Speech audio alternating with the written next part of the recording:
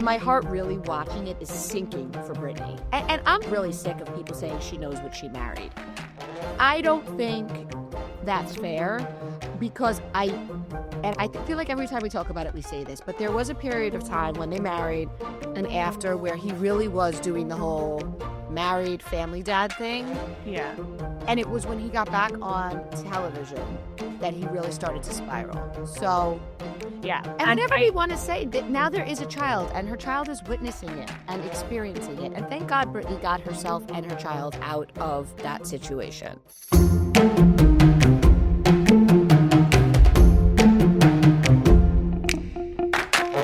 Welcome to Cocktails and Gossip, the podcast where we drink cocktails, but you better believe we're going to spill the tea. We chat reality TV, celebrity blinds, and the hottest tea from BravoandCocktails.com. And as always, it's all alleged and just for fun. We do not verify our blinds. I'm B. And I'm Amanda. Let's get into this week's tea. What's up, cocktailers? Hello, Amanda. No guests this week, just us. Hi, B.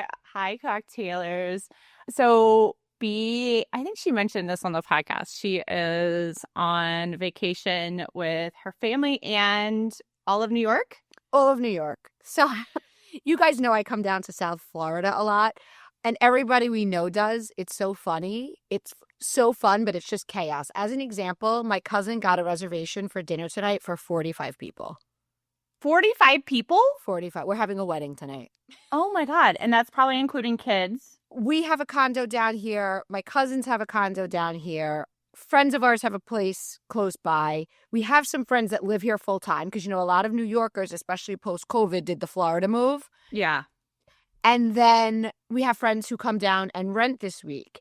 So Easter and Passover are a little off. So depending on whose kids are in Catholic, whose kids are in public, some got down here earlier. But now is the crossover days where public and private and Catholic are off. So everybody we ever met. So I'm recording, and if I looked out my window to the beach, it's my entire neighborhood's down there. I told my husband, I'm like, we're going to have to find a spot, but not tell anyone. Do you ever, when you're in like these situations, do you ever like feel like you and your husband just want to get away, or even just like you and your immediate family want to go somewhere like a little farther away so you're not seeing everybody and talking to everybody? You know me. I'm very social. Yeah. The things that stress me are because we do. If my husband and I can like walk away a couple doors down, there's a really nice hotel and get a drink and get lunch with the kids. It's not like people aren't like chained to us. Yeah. But what becomes stressful for me is like dinners because my cousin like basically booked a room way ahead of time for everybody. And we're doing like a price fix. They were basically having a wedding in Florida.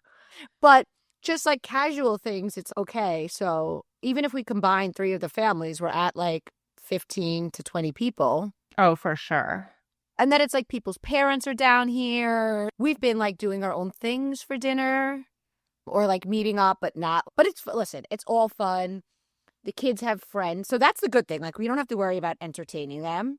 Yeah. Oh, and then my son's camp friends have place here. So they came and they're like, wait, why are you so many people? We're like, we told everyone we know we were coming. And well, people from New York are laughing because they know South Florida is basically like New York City adjacent. I find that to be absolutely true as somebody who did not grow up in New York. And has spent a ton of time in Florida, but on the Gulf Coast, I feel like not even west of the Mississippi, but like west of the Atlantic seaboard, people go to the Gulf Coast. Right. For trips, and then New Yorkers, seaboard folks go to the East Coast of Florida. Totally. I might be wrong, but it is funny. A lot of people are now like doing the West Coast, but traditionally we are like Boca, Fort Lauderdale, Miami.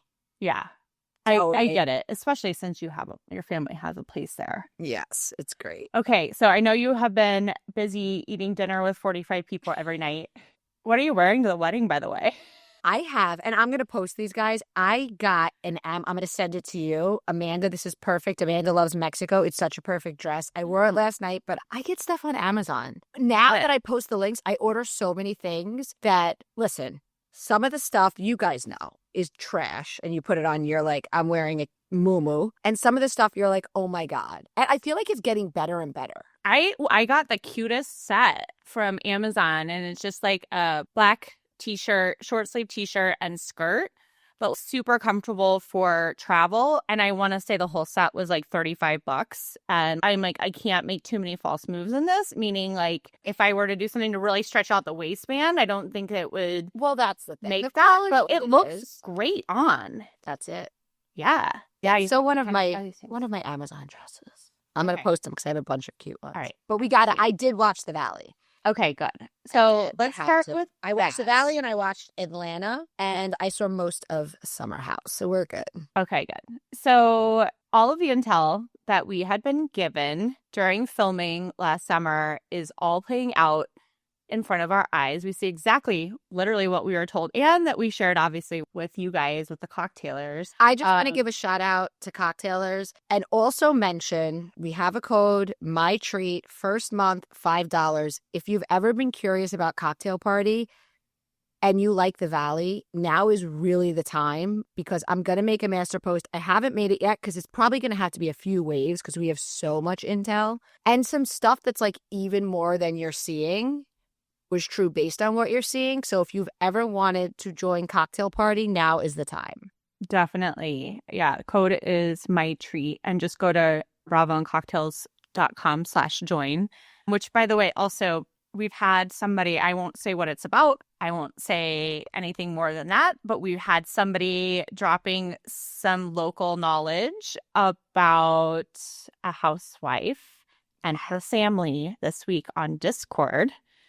Oh, we have to talk about that on Cocktail Pod because I'm behind on Discord. Yeah. We also have somebody at a resort with a beloved housewife. I haven't even posted it yet. I will before this airs. I don't know that you've seen it yet, and we're going to confirm that in Cocktail Party, and this one is really exciting. Oh. Really. Like, you're going to shriek. I'm going to take my headphones off when I deliver it. Okay. Oh, good. All right. Stay tuned for the bonus pod next week, guys. So literally everything we have been talking about and shared, we're seeing. So Brittany says to Jax, I'm filing right away. I'm getting full custody of Cruz. And then you see Kristen saying to Jax in his kitchen, their kitchen, how is this not rock bottom? You're not allowed to be around Cruz by yourself. And how is this not rock bottom? And then you see the guys saying stuff, and we'll talk more about that. Danny and Nia at lunch saying that ever since separation, Jax has been in a spiral. We definitely can see how serious this is. We know that he is going to go to rehab, which I don't know if he called it rehab at the time, but he went to get help. But you can see how serious this all is and what really led to that decision. And how explosive. And we didn't see him actually throw the table, but obviously they spoke about it and the irrational, unpredictable behavior. And my heart really watching it is sinking for Brittany. And I'm really sick of people saying she knows what she married. I don't think that's fair because I feel like every time we talk about it, we say this, but there was a period of time when they married and after where he really was doing the whole married family dad thing. Yeah.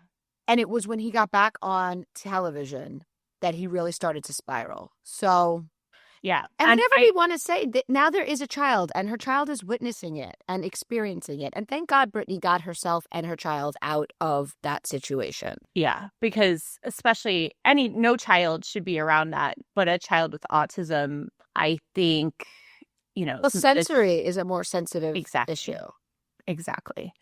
I do want to say, kind of building on what you were saying about she knows what she married, I don't really want to hear anybody in our community saying, why didn't she leave sooner? I think that is victim blaming. And I think it takes a lot of guts to leave a situation like that, whether you're in a just not married and boyfriend-girlfriend situation, you're married, you have children, like the poker chips keep piling up, right? As you're having, and it makes it that much harder to leave. And especially knowing that Jax wouldn't leave the house my heart really went out to her when she said, and our son is autistic, his home is really everything, and Jax is such a selfish fill in the blank that he wouldn't leave the house. So then she has to go and stay in rental houses that are unfamiliar situation for her autistic child. That to me says everything we need to know about how badly she wanted out and how hard it was. Because you would think, oh, the guy loves this kid. He knows that he is better off at home and I should be the one to leave, but no. And then we get to Jax saying to Jesse that Brittany had been planning, they had been talking about moving back in to work on their marriage. And then he found messages from his friend Julian and Brittany. She was sending him sexy videos, apparently. Meantime, guys, we will all remember this was exactly the same time that Jax was publicly walking around every week with a different OnlyFans model, making out with them, having them at his bar. And so we had posted that Brittany hooked up with his friend Julian in Cocktail Party. Months later, Lala and Sheena both confirmed it on their pods. It was not Jax's best friend. It was somebody that they all mutually know. One of the girls dated him. Maybe it was Lala. I think it was Lala. And not that Lala was mad about it. It was like a hook. Yeah. Like whatever. Yeah. So Brittany's hooking up and he finds a way to make himself a victim. He threw a table at her. That is domestic violence. And clearly, since it was the actual incident wasn't filmed, but the reactions to the incident was filmed, that is why he went to get treatment. He has to cover for his behavior. It's so disturbing. And I think his conversation with Schwartz, who very rarely takes things seriously, really hit home. For me, at least. Yeah. And it's hard to tell what the timing on everything is because I want to say it was pretty close to when they started filming that he went into treatment, I think. So it's hard to tell, like maybe when some of these conversations are happening. I was watching this last night and with the Jax and Jesse conversation that happened at Jax's house, I'm like, is this the conversation they have before they go and get in the car and Jesse drives them to rehab? And I don't know if we it's hard to know, like with the editing. But during a supposedly sober time during his confessional, so well after this incident, and it's hard to know if he had been at treatment yet. But Jax says, show me a guy, talking about throwing the table, show me a guy who wouldn't have done the same. Every guy I know in my life. Yeah. Him justifying his domestic violence is just a whole nother level of growth. How much he's just so self-centered and just projecting on everybody else. Yeah. It is interesting that we also are seeing Jesse and Michelle going through their post-split and mid-divorce situation. So we see Jesse at home with Isabella putting eyeshadow on her, and we see Isabella in the car with Michelle, and Michelle saying, "You're too young for eyeshadow." Those things are like very normal co-parenting, right, little things. Jesse also says he's now in a relationship, although I forget what he said. He went through a phase or something like that. For the record, the woman he's seeing did not want to film. Yeah. Which makes me respect her, by the way. In stark comparison to Michelle's boyfriend, who not only wanted to film, but was pressuring, I believe he got a check. He wanted to be paid. He wants to be on TV. Yeah. I have some things about him here that I want to talk about in a second, but I'm right there with you on that. We're definitely seeing those two starting to move on and navigate this new world of co-parenting. And, okay, we can't compare anything to the Jax and Brittany because theirs is so explosive and violent and substance-induced because of Jax has now admitted that he had a cocaine problem. Yeah. Jesse and Michelle is much more cutting and manipulative, and these little comments that they make about each other and to each other. It's not like anybody's throwing tables, but it's still rough and it's still contentious. They both are vengeful towards each other.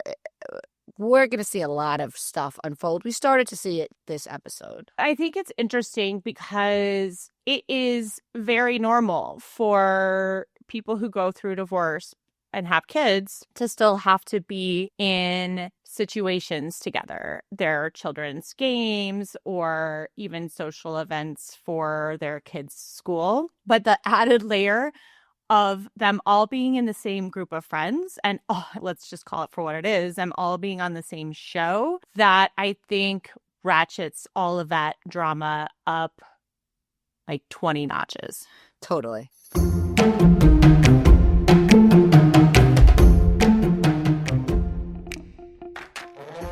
From the stress of life's changes to busy schedules, postpartum, or menopause, your hair goes with you through it all. And hair thinning and shedding affects more than just our hair. In fact, 2 in 3 women say the way their hair looks can completely change how they feel about themselves. With Nutrafol's award-winning line of hair growth supplements, you can feel confident in your hair and focus on what matters most to you. Nutrafol is the #1 dermatologist-recommended hair growth supplement brand, trusted by over 1.5 million people. That's why this Mother's Day, Nutrafol makes the perfect gift. There's something for every mom on your list. The postpartum formula is great for women in the first year after giving birth. The Women's Balance formula is perfect for women 45 and up experiencing perimenopause or menopause. And of course, the women's formulas are great for those who are in between life stages. Cocktailers, I love talking about using and giving Nutrafol because it actually works. My good friend called me the other day and we were laughing about how sometimes when you're in the car and you're getting in the rear view mirror, you'll see like a gray hair. It happens. You know, we're in our 40s, but then we're talking about hair and she starts telling me how well that the Nutrafol I gave her is working. She has new baby hairs all over her head, and it made me so happy to be able to give this gift to my friend. And it makes me so happy to be able to talk to all of you guys about how well it's worked for me, for B, and now for my friends that I've gifted it to as well. This Mother's Day, consider Nutrafol, the best-selling hair growth supplement. Whether you're gifting to yourself or to a loved one, Nutrafol is offering our listeners $10 off any order. Enjoy free shipping when you subscribe. Go to Nutrafol.com and enter the promo code GOSSIPGIFT. That's Nutrafol.com, spelled Nutrafol.com, promo code GOSSIPGIFT. That's Nutrafol.com, promo code Gossip Gift.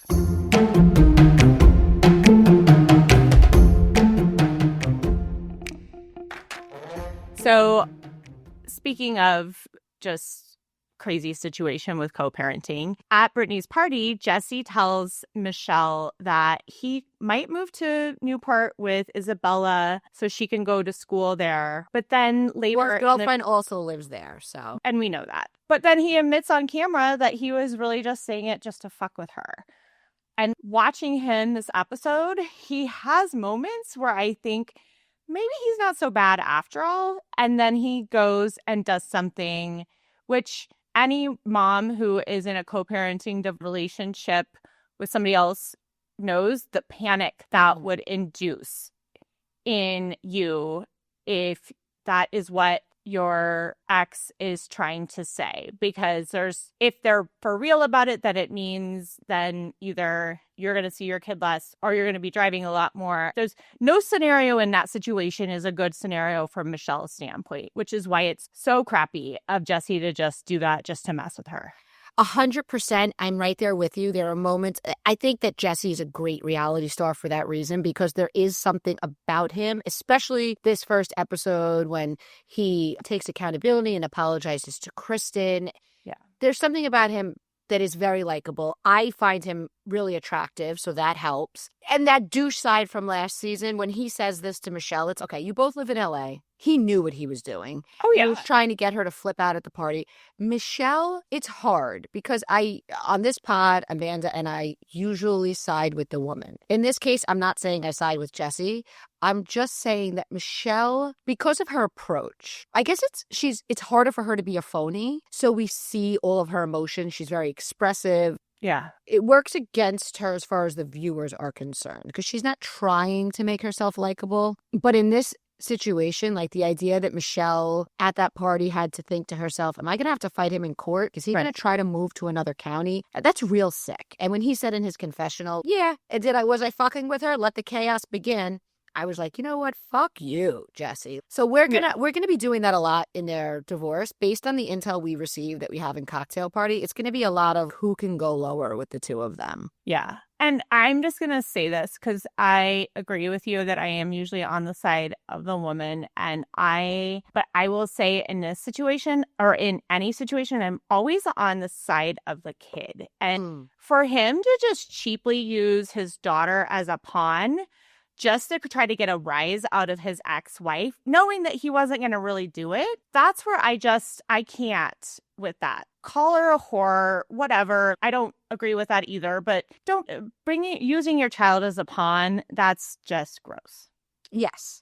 It's the thing about it is they're both so angry at each other, and we have all season to discuss and dissect. Yeah, and I think they both have reasons to be angry with each other. I do have to say, back to Aaron, her boyfriend, I was not very excited to see him jump in. I think he should be seen and not heard when it comes to Jesse and Michelle co-parenting. I don't think he should be heard saying anything to anybody else about Jesse's parenting. I don't think he should be in any conversations about Michelle and Jesse and their parenting. I think it is, of course, appropriate if Michelle is asking for advice for him to talk to her. But other than that, muzzle. Yeah. Which, again, just makes me think the guy he just wants the spotlight too. And I worry about that one and what his intentions really are. So we then see Kristen and Zach talking about their issues with Janet. When Zach called Janet McBoring Pants, I died.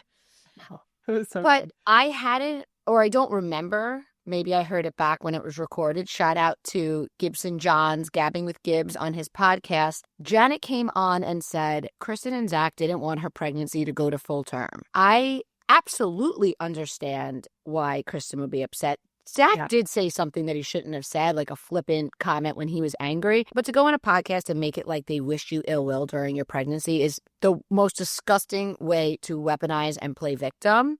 Yeah. We watched her entire first season treat her pregnancy like a disability, where like she was able to just spread shit, stir everything up, be disgusting. And then if anybody had a reaction, she was a disabled woman in a corner who couldn't take anything. It's listen, many people have at-risk pregnancies and are put on bed rest and have all sorts of issues.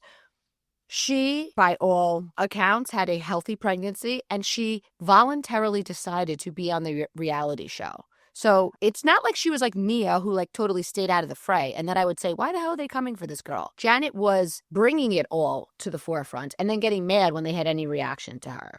She pisses me off so much. I agree. I texted you yesterday that I think Janet and Whitney from Secret Lives of Mormon Wives are probably just the same person, just in different bodies on different shows. Oh my God, that is so good. But then, so this is where I think we've now heard this said about Kristen. When Kristen and Janet were working on a shared cause, that they were great together, right? And now we see Kristen and Jesse being friends, which I find to be hysterical. Because again, like I said, there's certain things about Jesse that I really do enjoy watching, even though I think he does some, as we just said, really crappy things. Listen, a common enemy can unite two people. And I think it was Janet who actually said that about her and Kristen when they were friends. It was.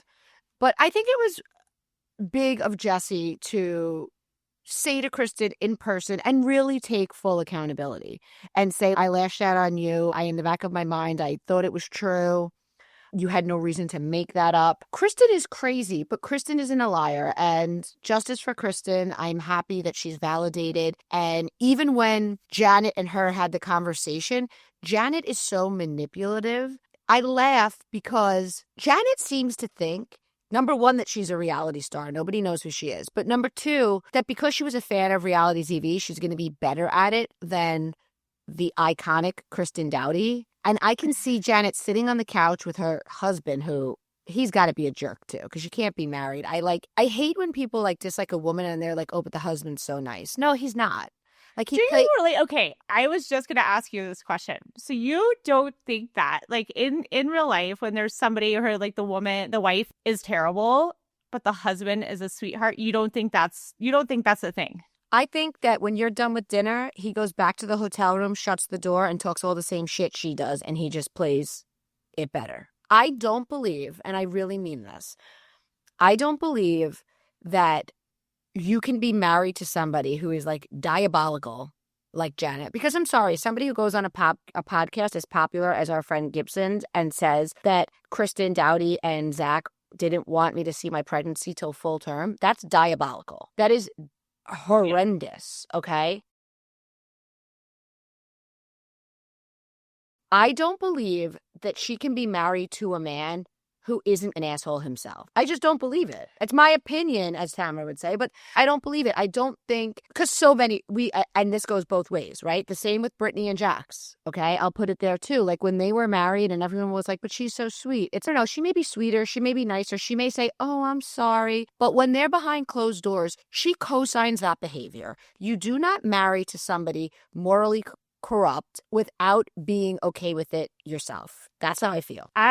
So I've actually had this conversation with my husband. I've had it with other friends, because this is actually, I think this is something that you see, everybody sees in real life, where you see a couple and one person is terrible. The other person is the sweetest person, or seems to be, right? And I agree with you, but I also wonder if that person sometimes puts blinders on when it comes to their partner and doesn't sees the stuff, but doesn't really process it and say, oh, wait, I'm also associated with this behavior because this is, let's say there's a really just gossipy, and sorry, it's often women, so I'm just going to use this stereotype, but a really gossipy wife. I'm sure she's still gossiping back at home with her husband, but I don't know that the husband... Right, and you dated and you courted and you saw her behavior throughout the course of your relationship, and it wasn't a deal breaker for you. Yeah. So being married to somebody who's gossipy in and of itself doesn't make either of them a terrible person. We are sitting on a podcast gossiping. Right. But I think it's always the intention behind it. So when you're with somebody like Janet, who truly sits and figures out how she can take pieces of truth and manipulate them in a way, I picture her and her husband sitting on a couch, and he's a lawyer, and almost creating scenarios. Yeah. And in that case, I agree with you. I just think in life in general, I think there are spouses that can be nicer than the other, right? And some people who just put blinders sometimes, yeah, of course. Things that they don't think concern them. Of course, people's personalities are different. If you met, obviously you have, but if cocktailers met, my husband's much more reserved, and he really is not a gossiper. So anytime I want to gossip, he's like, all right, who cares? But I'm not gossiping with the intent of spreading it around my neighborhood and getting somebody thrown out of the mommy play group. Do you know what I mean? Yeah. Like I'm having a little shady opinion on the side that isn't going to affect anyone either way. I'm not going on a podcast or going on television, or to put it in regular people's terms, like going to the PTA. Do you know what I'm saying? I think that my husband wouldn't marry a woman who was on the PTA and tried not to get other moms on the PTA because she didn't like them. And I think that would turn him off, because I think that would be like shady nastiness that he wasn't comfortable with and wouldn't be attracted to. I guess that's what I'm saying. Yeah, and I totally agree. And I do, just to clarify, I do think gossiping is completely different than gossiping with intent to hurt people. We all gossip. And for anybody who, like, I will tell you, having this podcast, having you guys on Discord is a great outlet if you want to gossip in a way that doesn't really hurt anybody. 100%. These people signed up for it, so we can gossip with them until the cows come home. I know. And that's what makes this place so great. Yes. So Danny and Nia at their lunch start talking about having another baby Wild. with that condo and sharing And I it. guess that. And so many of you were like, oh my God, I can't believe they all live in that condo. And it makes me laugh because as a New Yorker, I watch HGTV and I watch whatever that show was where they find houses. And like when you live in California, specifically LA, or you live in like any major city, I think your spaces are smaller. And I laugh because some of you guys are like, all those kids in a condo. And I'm like, I know so many people who live like that in New York because just the cost and the availability and whatever. So I totally get Danny's point. Like he wasn't saying he didn't want another kid. I think he was saying like, okay, I know you're really opposed to moving out of LA to the suburbs of Santa Clara, you know? Santa Clarita, though, that would be like you moving to Upstate New York or something. an hour and a half away. That is with like good traffic. It's far. Yeah, I get it. I understand. Like that's a whole different life is where Nia's coming from, which I get that too. And I understand him wanting to space it apart, but I don't, and I forget Nia's age, but I have to say she's close to 40. Let's look it up. So I think there's that, but I also totally understood what she said. Like she wants more kids, but there is a sense when you have young children, whether you breastfeed or not, because I didn't breastfeed, your body isn't yours for a long time. It takes a long time, not just to lose the weight, but to I was going to say feel that yourself. It's not so much about the weight. In her case, it did sound like she probably wanted to do a mommy makeover, which is totally her business. I'm not knocking it. I wish I had the guts. I never did. I was always too scared. I was too. I could go for a little tummy tuck. But with that said, I think that is something that women in general, but especially women who've been pregnant can totally appreciate. Yes, I want more kids, but I want to do it and then claim my body back. And I think a lot of families have different reasons for how they want to space out their children. I think if they're lucky enough to not have fertility issues and have the choice and be in control of that, some families want their kids close in years so they can get through that baby phase and have their kids be all in similar phases at school.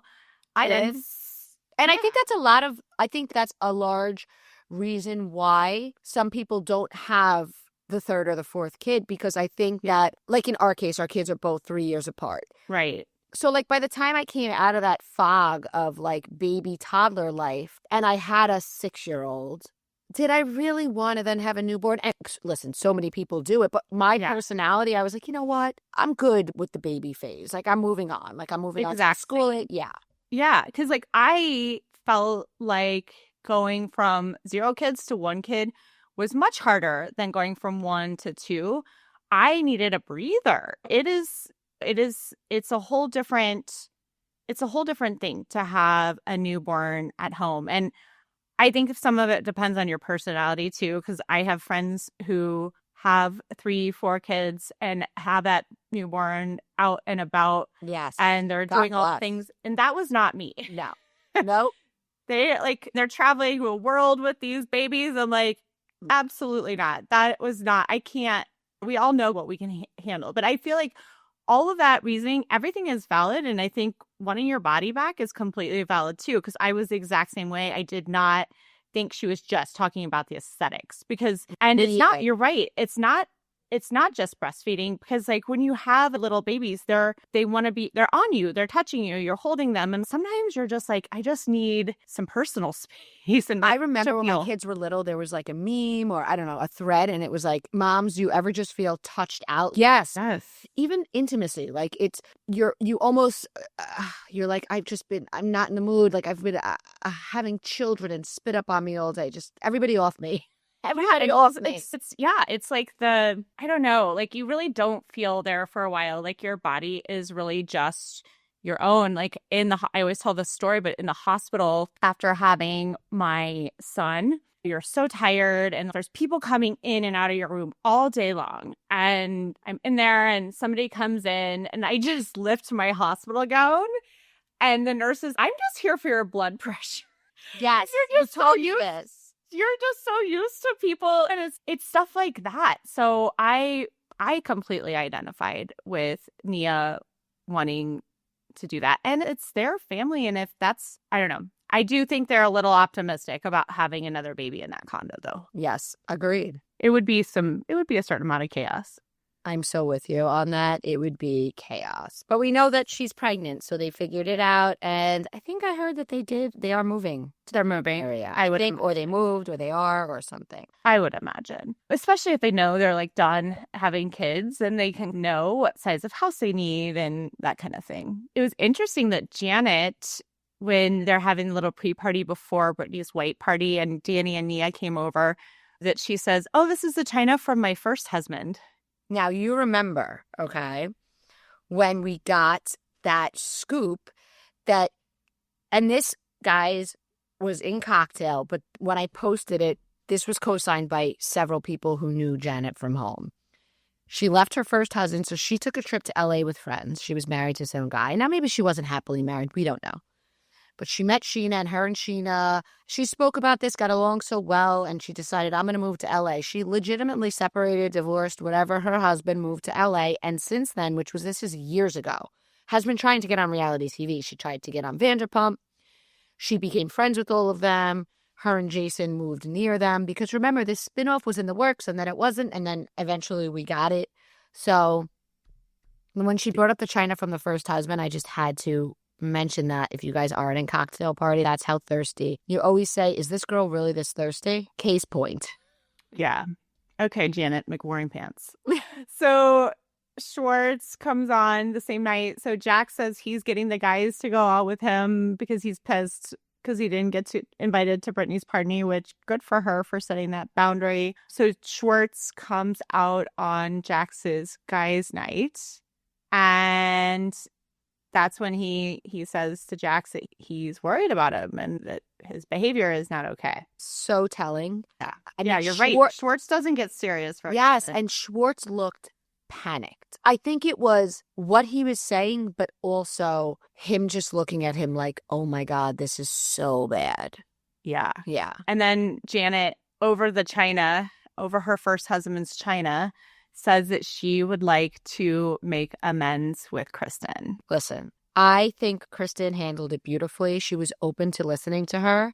Yeah. She went in with an open mind. And Janet, once again, did her whole manipulative thing where she said, I'm so sorry for saying that, and grouping you together with your diabolical friend, or however she... Mm-hmm. And it's like, wait a minute, you're not sorry. And this is what I think, and I know Kristen, I'm sure, thinks this, Janet doesn't care about Kristen. Janet wanted to take Kristen down. I think her intention was to make her look crazy and get her off the show or make nobody hang out with her. But the fans bucked that. The fans were like, who is this girl Janet? Where did she come from? And I think Janet thinks if I can get on good terms with Kristen, I'll be better received by fans. And I think Janet's new intent is to just be okay with Kristen and hopefully at some point get her again, but be okay with her in the short term and just alienate Zach, because Janet seems like a very vengeful person who wants things her way and she doesn't want Zach around, whatever. I was happy that Kristen was like, that's not an apology. I think Kristen sees it. I think we see it. I think it's also about Janet wanting to get more airtime and knowing that if she is at least in a peaceful place with Kristen, that they'll both be part of more group things because of the way that the cast got divided at the end of last season. But guys, I know we just did a quick summary. We didn't even get to Jasmine. We saw Jasmine and her fiance, and we're going to get to know them better. It looks incredible. Everybody's got their storyline. It's all good. And I did want to say really quickly, guys, let's all keep an eye on how we know that besides like the OGs, the newer folks, I would say Danny and Nia and Janet, the people who we didn't know about before, also get paid based on how much filming time and how much airtime they get. Yes. So keep that in the back of your head since you watch how people act this season. Very good point. So we'll be here all season, guys. We're going to dive into it, and it gets good, and I'm going to work on that master list this week. Yes. But let's talk Atlanta. We got to talk Atlanta because...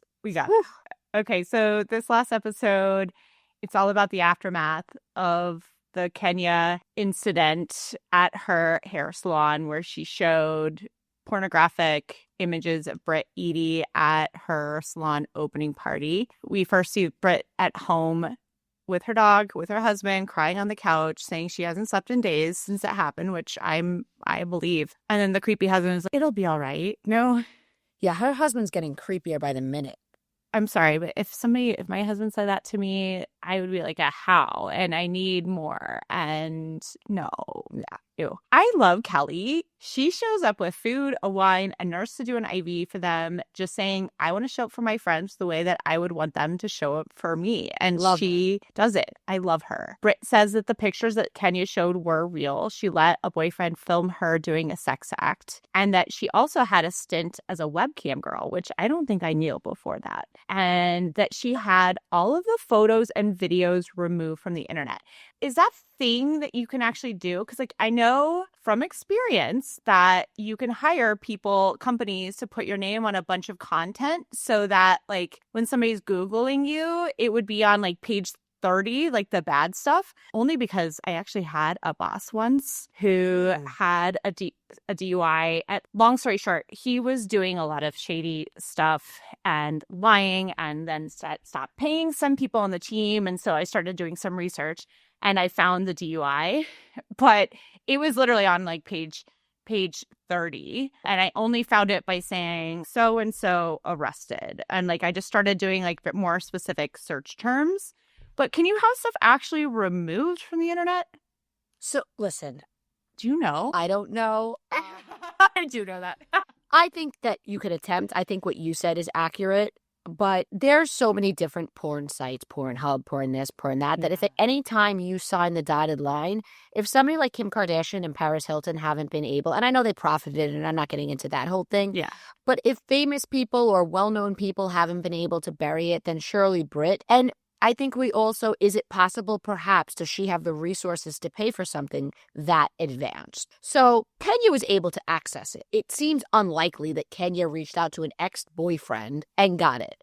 Clearly, and I want to be very clear on this, for everything we're about to say, we do not support what Kenya did. She was dead wrong. Not only was she wrong, she was stupid. But the thing is with Brit, it's hard for me. I absolutely have sympathy for the situation that Kenya caused for her. But she's not the perfect victim. We watched her threaten Kenya with a pistol. I'm personally pissed off because Atlanta was off to such a fresh, great start, and this really has made it gross and dark. I do know that Phaedra is coming in and it gets better, and I think production made a really good attempt from what I've heard at lightening the mood after these episodes, because I don't want to watch pistol threats and revenge porn. Agreed. And people are asking me, is Kenya going to sue Bravo? Or is Britt going to sue Bravo? Or is Kenya going to sue Bravo? Neither of them have yet. I think it's fairly clear Bravo is done with Kenya. I think that based on Kenya being so outspoken and especially like calling Andy names and all of that. Can Britt sue? Not if she wants to stay employed, which you guys know my opinion is that she's going to get her walking papers at the end of this season and we won't see her again. Bravo didn't show the pictures. So I don't know. We could ask our attorney people, but I don't know what kind of case Brittany has. I don't know, again, what Brittany's resources are to pull anything like that. So I'm like icked by Britt with the pistol. I'm super like, what are you doing, Kenya? And I want to move on because I want to enjoy Atlanta. Yeah, I agree. This has been a topic of conversation on Discord. One of our attorney cocktailers said that looking at Georgia, if the content was publicly available, then it is harder to prove revenge porn. Anybody can sue anybody for anything. Can we also talk, though, about how everybody else in that room was subjected to pornographic material without consent? Yeah. That can be very traumatizing. This actually happened to me at a job in a meeting in my 20s. Oh. Yeah, it was like a staff, like our Friday staff meeting, and it was like, I don't know, 5 or 6 people in a smaller conference room. And the guy who did this apparently had been having some substance abuse things. Like, I wasn't close enough to know him well enough, or he was a coworker and he was senior to me, but I didn't know him that well. He plugs in his computer and on the screen is a full-on S&M video of a man in S&M gear, including a ball gag, getting whipped. Wow. And it was like the guy was naked. I won't go into more than that because I don't want to traumatize you guys too. I was so shocked in that moment. I felt numb. I had to work through that one for a long time. Like, I can joke about it now, but it was really traumatizing. Yeah. And I think we saw that on the women. Like, they were upset for Brittany, but they were also, and I think there's also a feeling, which, like, if I were in the workplace, any workplace, right? So they're on a reality show, but if I were in the workplace and somebody did this in a meeting to a colleague, there's also a sense of, oh, Jesus, they could do this to me. And now, especially with AI and everything else, like, you really could totally make a video like that if you just have the person's voice and face. Like, yeah. It was such a miscalculation. And I think when the women pointed out, like, how premeditated it was, like, she had to go to Staples or wherever and print those poster boards. Like, what about the poor person at ends? I can tell you. Back in the day when we all used to have disposable cameras and would print pictures, my friend worked in, if it was CVS or Walgreens or whatever, and people would, like, print pictures. And we were, like, she was like a 16-year-old girl working in the photo section. Mm. She saw some disturbing stuff. Oh, I bet. Yeah, and that's not right. 100% not right. So it's definitely not right. Yeah. So at the peace brunch that Kelly throws, Britt says she's worried about her. Oh, I guess I'm skipping ahead, but Britt says some stuff about her insurance license that she's worried that, I guess, there's been an investigation open because now everybody knows about her past. Listen, honey, you're on a reality show that is going to be messy. So if you were worried about your license, you shouldn't have gone on the reality show. Really. The skeletons are coming out, out, lady. What Kenya did was 100% wrong. But we all make choices. And I'm just going to say this.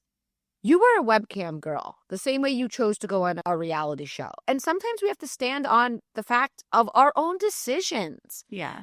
Like, the boyfriend thing aside, you were employed by a pornographic company. And so you have your own insurance business, but if for some reason the state that you live in decided that they were going to do a background check and found the webcam footage from when you voluntarily agreed to do it. Yeah. Do you know what I'm saying? And this is At what point is it the fact of Kenya didn't sneak it, and she shouldn't have shared it, and I'm going to say it a million times, but at what point is it like Kenya didn't sneak in her bedroom and take these pictures?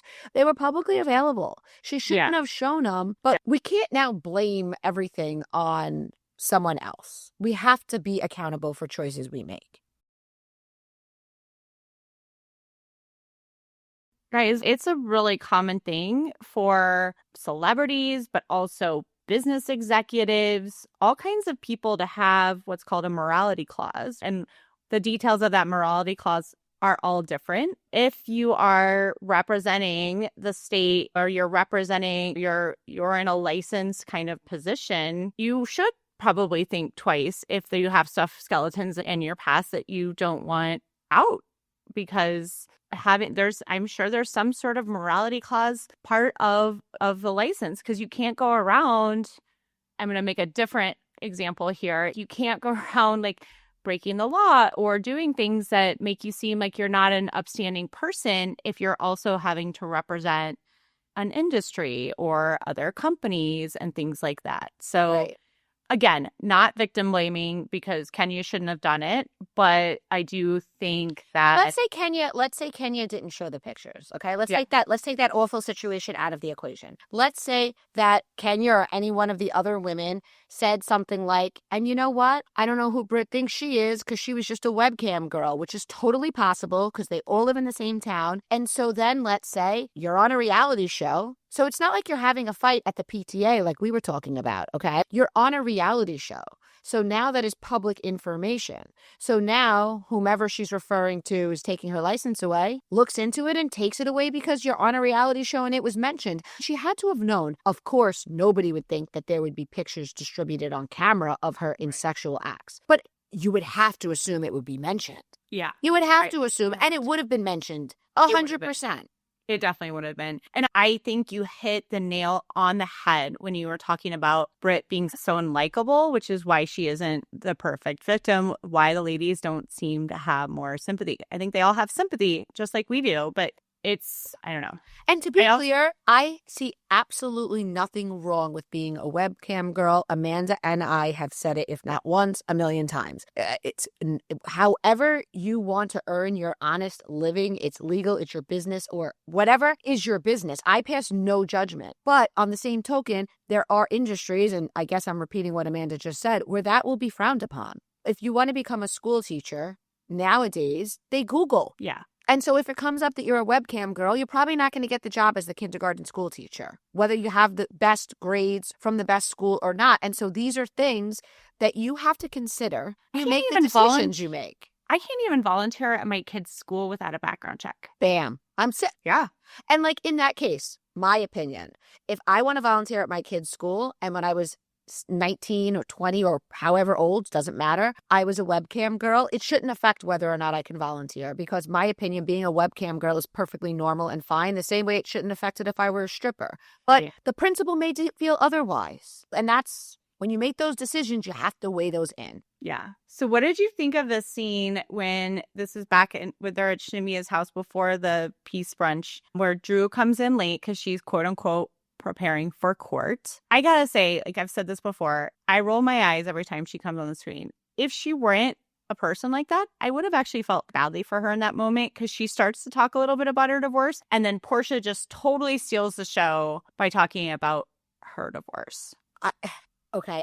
I'm more interested in Porsha's divorce, so I'm glad she did. But agreed about Drew.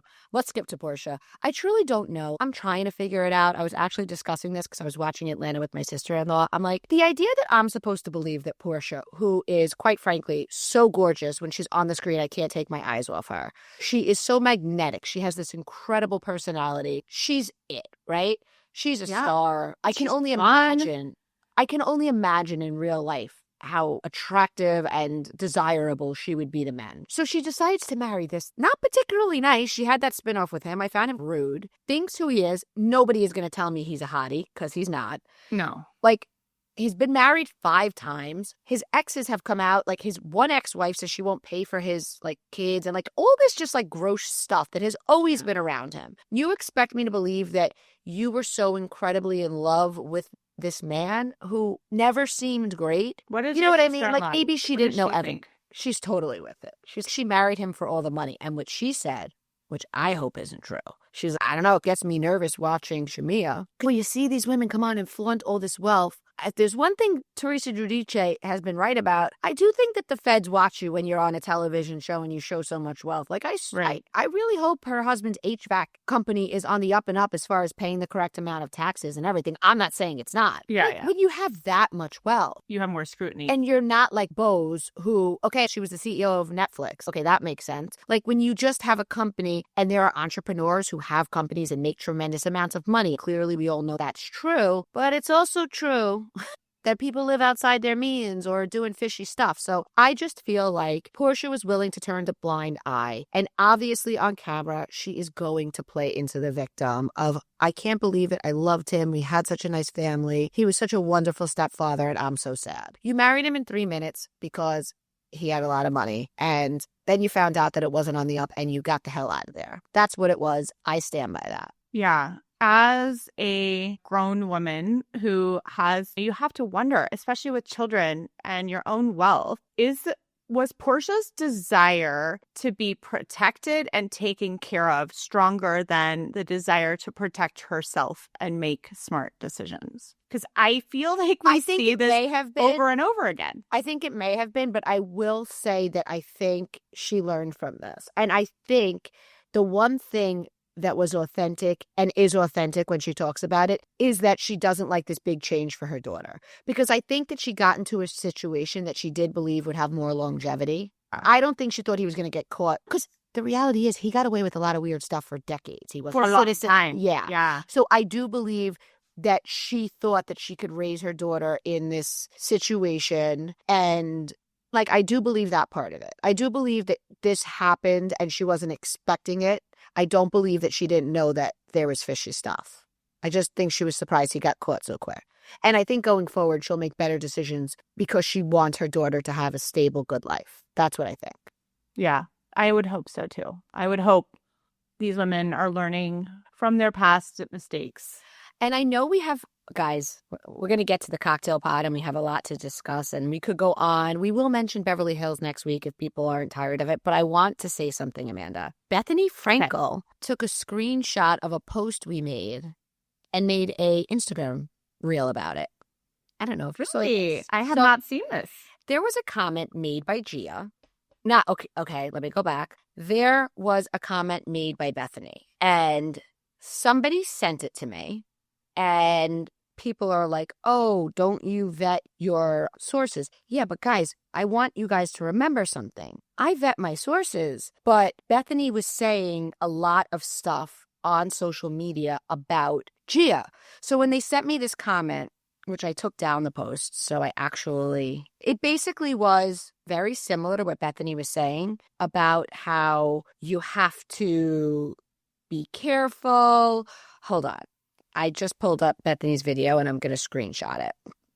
Oops. I shut my phone off because you guys know how good I am at technology. Okay, so this was the quote I was sent, and I want you guys to weigh in and say if this sounds believable. I made my first million before I even knew who Gia Giudice was. So forgive me if I'm not taking financial lessons. Now, this is after Gia had went back at her at the pod and said things about her, right? Because we know that all happened. That was all true.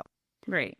So forgive me if I'm not taking financial lessons from the daughter of a walking tax case study. When your mom and stepdad owe nearly $3 million to the IRS, the smartest move might be to stay quiet. Or at the very least, don't go online teaching others how to manage their money. I don't have a PhD in economics, but I do have a multi-million-dollar company, clean finances, and the good sense to call a lawyer before I call a stylist.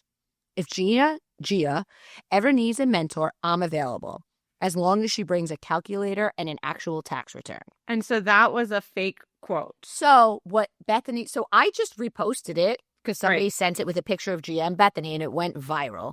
Yeah. And people started saying to me, where did she post this? And I was like, I assume in one of her Instagram stories, because guys, you know that Bethenny posts incessant, like when she gets on a rant. Yeah. I'm like, somebody sent me this summary. I get 2,000 DMs a day. So I see it, I screenshot it, I post it, I go about my business. So I was saying maybe this was like AI generated. So I took it down and then Bethenny put up a story and was like, I was misquoted. And Bethenny basically said, she's like, I can't take credit for this, but it's very well written. Obviously, Bethenny said, somebody put in what I had said in the press and what Gia had said back to me in the press into AI, and it generated this statement because it was basically a summary of what she said to me and I said to her. So, of course, people are like, oh, Bravo and cocktails do better. And to that I say, we are the National Enquirer. We are not the New York Times. We are the gossip guys. Stop. A gossip site. We say it every week. And Bethenny herself said, and I quote, and you guys can go because it's on her feed, I cannot take credit for this statement, but it's very well written and sounds like something I would say. So there. And I don't give a shit. I am flattered that I was shout out on Bethenny. I got, I don't know, lots of views off that. I mean, for at what part of for entertainment purposes only? Yes. We do not vet like we don't. Yes. Like when you get some tea, you do look to see who the source is, if they're like a publicist. But if I vetted everything really good, you guys wouldn't know that Rihanna was pregnant the first time. Sometimes you just got to go with it. And we have an entire system set up so people can send us anonymous emails, which we know can be. Which is what this was. And I assumed that it was in one of her reels. So anyway, and that's what I love you guys. I'm just saying I don't take myself too seriously, and you can't in this business, in this blog business. So it's like, all right, she didn't say it, but she said basically that. It was an AI summary of things she said. So that's that on that. We love you guys. We got a lot of stuff, a lot of shows, a lot of nonsense. Yeah. I can't wait to go record bonus so I can hear what this tea is. Guys, my treat. First month, $5. Check it out. I'm only pushing it because I really got a lot of good stuff coming. Amanda, telling you. We do. All right. Thanks, guys. Won't be AI generated. I've never used AI in my life, ever. I've never used ChatGPT. For what? I use it sometimes, and I'm never happy with the quality. No. The only place it has is like maybe to fix up a professional email at work or something. And like even then, like I got my degree before Google and ChatGPT, so I know how to write an email. Yeah, I find it faster for me to just write it than, and that's where I worry about our next generation. That's a whole other conversation. I worried when everything was online. Like, I was a psych major and I used to have to go in the journals and like really do the legwork. And so then when the kids could just like Google it and cite articles, I was like, shit, that just saved me 4 hours in the library. And now there's a whole next level to that. So true. Till next time, guys. Bye.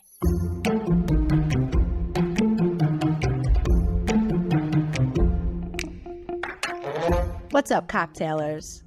We want to thank you, as always, for listening to Cocktails and Gossip.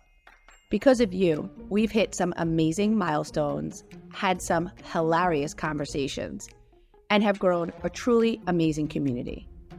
If you haven't already followed our podcast, hit the follow button in the top right of your Apple Podcast player, the follow button under the show logo on Spotify, or the subscribe button on Google Podcasts. We thrive on you, our audience. So make sure to tell all your gossip-loving friends about us too. And if you want to get all the tea, join our membership cocktail party by going to bravoandcocktails.com/join. Our members get access to the exclusive tea we post, the weekly podcast without ads, plus another additional bonus podcast every week. And of course, members also get to join us on our monthly live cocktail party Zoom, where we talk about the latest tea and even share tea that's just too hot to put in writing. Last, but maybe best, our members get access to the Cocktail Party Discord, where you can chat with Amanda, me, and all of the other cocktailers as well. There are always some great convos and hilarious comments happening in Discord. Thank you guys so much for listening. We appreciate you.